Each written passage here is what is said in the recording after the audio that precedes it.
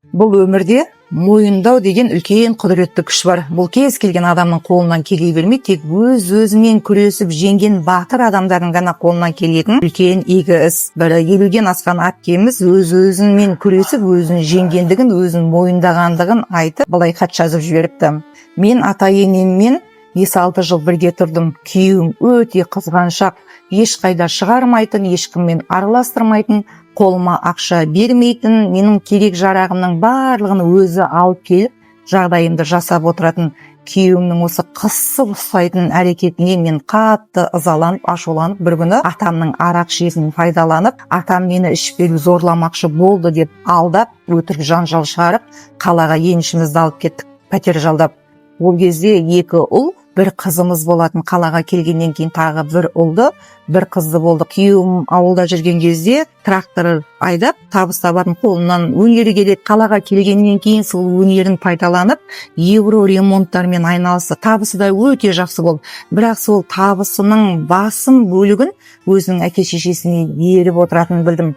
Өзінен кейінгі іні қарындастарының барлығын үйлі жайлы етті, бірақ маған есеп бермейтін. Естіп біліп отыратынмын. Күйеуімнің бұл әрекетіне де қатты ашуланып, ызаланып, мен ауылдағы бірде-бір жиын тойға былай да қыдырып бармайтынмын, түрлі сылтаулар айтып. Қалаға келгенімізге де 16 жылдай болды. Үлкен ұлым үйленгеніне 3 жыл болды. Бірақ келініміз келген кезде қыз болмай шықты.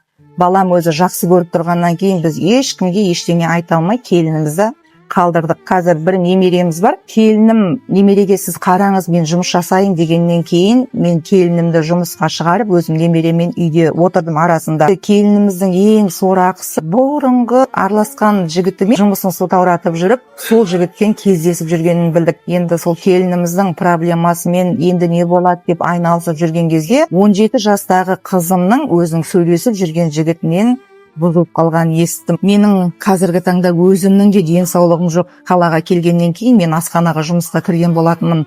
Қазір менің өтім, өкпем, бауырым дұрыс жұмыс жасамайды. Бастапқыда беймезгіл тамақты жей бергеннен кейіннен шығар деп ойлайтынмын. Қазір мүлде емдеуге келмейді, тек дәрімен отырам.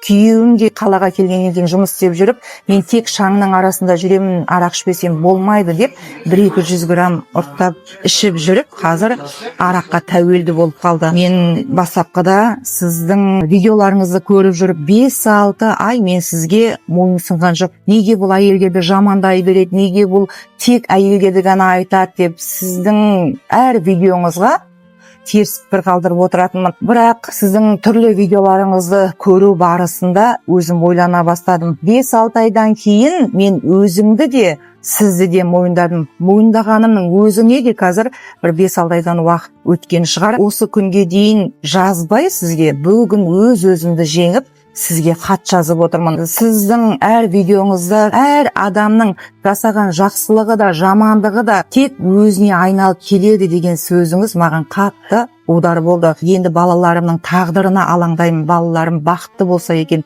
Мейлі мен өліп кетсем де қазір ризамын.